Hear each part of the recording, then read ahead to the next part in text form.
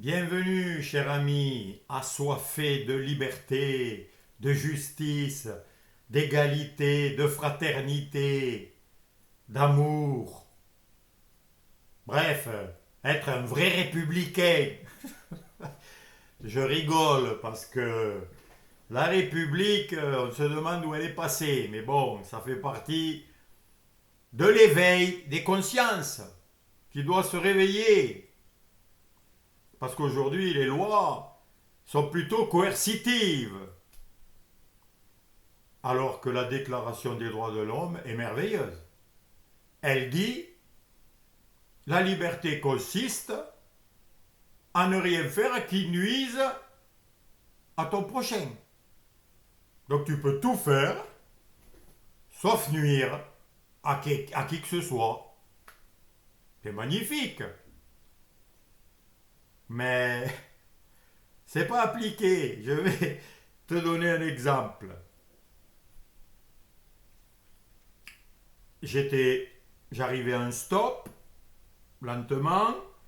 J'ai vu à gauche, à 100 mètres et même plus loin, et à droite, encore plus loin, il n'y avait rien. J'ai pas marqué le vrai stop, je ne me suis pas arrêté, mais je maîtrisais mon véhicule, tout allait bien. Je suis passé et des fonctionnaires de gendarmerie m'ont dit, vous savez pourquoi vous arrêtez? Ouais, j'ai dit, ben, je sais pas, non? Ben parce que vous n'avez pas marqué le stop. Oh, j'ai dit, ben c'est possible.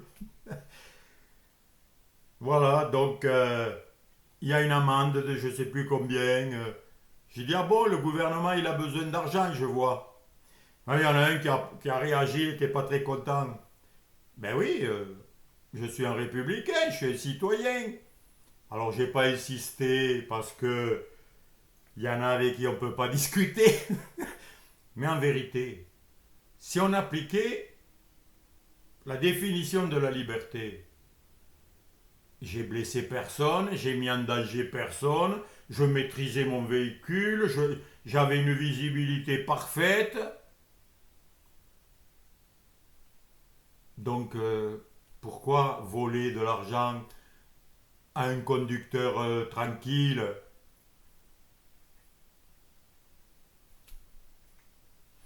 Une autre fois, j'ai voulu bâtir une passerelle au-dessus du Salat, dans l'Ariège, pour que le terrain de mon gendre soit plus accessible, facile, parce que sinon il fallait passer sur une passerelle artisanale faite avec des poteaux électriques étroits et dangereux. Bref, j'ai commencé à bâtir un pilier d'un côté, d'un autre côté, jusqu'au moment où quelqu'un est arrivé. Il m'a dit, vous avez fait la demande pour bâtir cette passerelle? Ben, j'ai dit oui, j'ai demandé à la nature, aux arbres, à la rivière, ils sont tous d'accord. Le mec, le mec, il a reculé comme si j'avais donné un coup sur la tête. J'ai dit, mais vous pouvez parler, ne partez pas, il n'y a pas de problème. Non, parce qu'il faut une autorisation de l'administration, etc. Et puis il est parti. Puis quelques temps après, la gendarmerie arrive. Ils regardent tout ça, ils disent, bon, vous devez arrêter les travaux parce que vous n'avez pas d'autorisation. Alors je suis allé chercher mon papier de la Déclaration des droits de l'homme. Quand il m'a vu arriver avec un papier, ça y est, il a commencé à être étonné. Parce que c'est le papier qui commande hein, dans notre société. Tu le sais, il faut des papiers. Je lui ai dit, lui, la déclaration. La liberté consiste, etc., ne pas nuire, etc., à qui que ce soit. Le gendarme il m'a dit, mais oui, mais vous savez bien que ça marche pas comme ça. Eh oui, il le sait lui aussi. Bon, il a dit, je vous ordonne donc d'arrêter les travaux à partir de maintenant. Il a fait son rapport sur son calepin, il m'a demandé de signer. J'ai dit non, je ne signe pas parce que vous avez mis un truc qui est faux. que j'enfreins un règlement ou quoi que ce soit. Non, moi, j'en ferai rien du tout à personne. Je nuis à personne. Mon gendre, pareil, il n'a pas voulu signer. Il a replié et il est parti. Nous avons continué à finir la gâchée de béton et de travail. Bon, et puis on a arrêté. Quand il est parti, on a continué. Et puis, quelques temps après, on a appris qu'il y avait le responsable de l'administration de Foix qui était venu voir. Il avait vu que j'avais tout bâti comme il faut. Et il m'a dit, ben, remplissez les papiers que je vous envoie là, et puis vous avez l'autorisation. Voilà. Mais avant, je m'étais renseigné. Pour avoir l'autorisation, il fallait faire venir un expert pour calculer l'endroit, voir tout, les crues, combien elles ont monté, les crues centenaires, etc.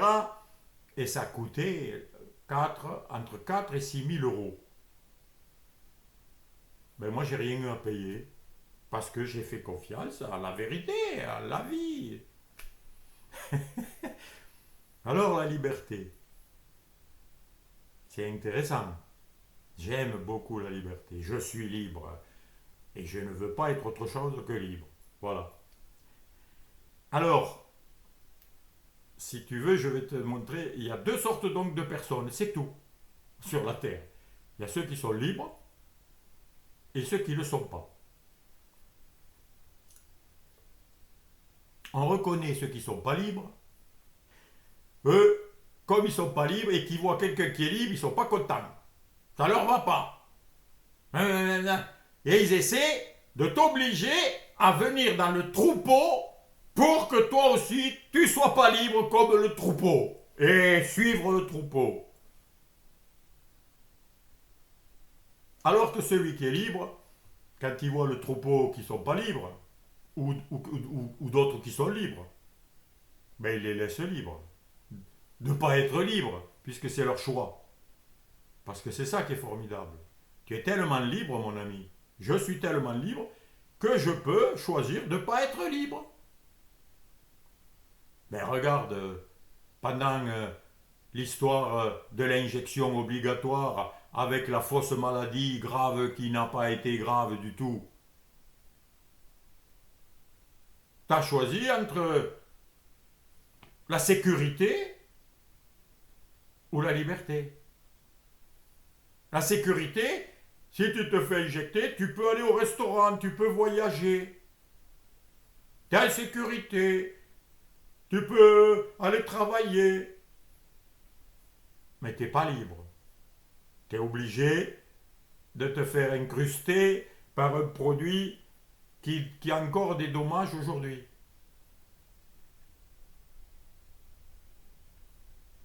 Mais oui, quand on est libre, il n'y a pas de sécurité extérieure apparente. Ah oui, celui qui cherche que la sécurité, qu'est-ce qu'il fait? Ben, il s'enferme dans la prison pour pas avoir de problème avec ce qui se passe dehors. Parce que mentalement, il imagine des problèmes. Ben oui, c'est une imagination délirante, il n'y a pas de problème. Il y a la vie, il y a la liberté. Et quand on est libre, eh bien on crée. La vie vit. La vie, elle est vivante. Donc elle vit, elle se manifeste. Et elle va de ci, de là, elle cherche. Elle grandit, elle se développe. Mais si elle veut être en sécurité, eh bien elle fait rien. Si tu prends... Le plus grand des risques, c'est de ne prendre aucun risque, justement. Parce que là, tu restes enfermé et tu ne découvres pas la merveille de la vie, les merveilles de l'existence. Tu ne découvres pas ce que tu dois découvrir, qui était caché et qui est magnifique. La vraie vie. Alors c'est pour ça qu'il y a plein de gens qui sont, on les appelle les morts vivants, parce qu'ils ne vivent pas vraiment. Une phrase de Jésus célèbre, laisse les morts enterrer les morts. Ben oui, il y a ceux qui s'intéressent à la mort, s'intéressent toujours, hein, ils sont inquiets, t'as vu les morts, et on va mourir, et c'est affreux, et... Mais t'es vivant, mon ami, réveille-toi. J'ai envie de dire à tout le monde, si tu es vivant, c'est pour que la vie vive. C'est pour que tu profites de la vie. Que tu découvres toutes les facettes, toutes les richesses de la vie.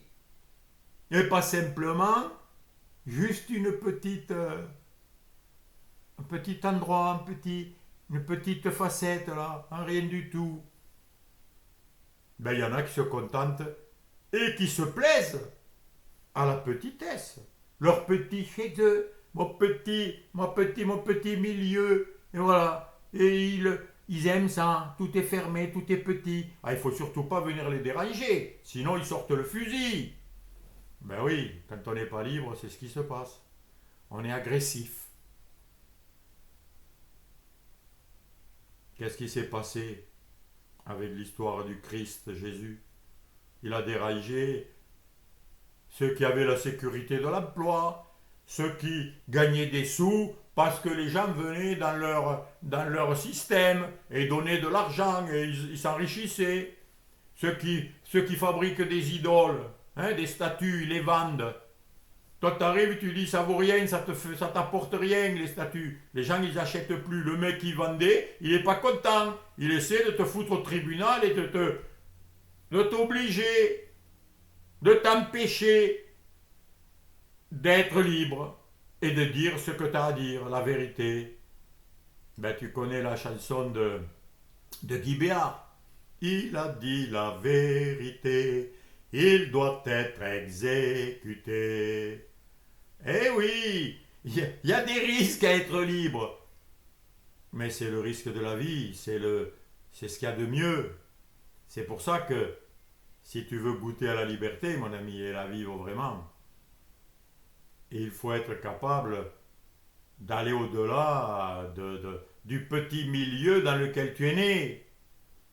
Tu dois sortir de tous les conditionnements, de tout ce qu'on t'a dit. Et surtout, on t'a menacé. Si tu fais pas comme ça, si tu fais pas comme nous, si tu suis pas le même chemin, il va t'arriver des problèmes. Ben oui, est-ce que c'est l'amour qui parle comme ça? Qui menace? Non, l'amour ne menace jamais. Te laisse libre de faire tes expériences, d'aller te casser les dents s'il le faut, d'aller voir et goûter des trucs qui vont t'empoisonner, mais tu es libre. Et c'est ça la liberté. Si t'es pas libre, ben t'es un robot. Ah, t'as vu aujourd'hui, les robots, ça devient des dieux maintenant.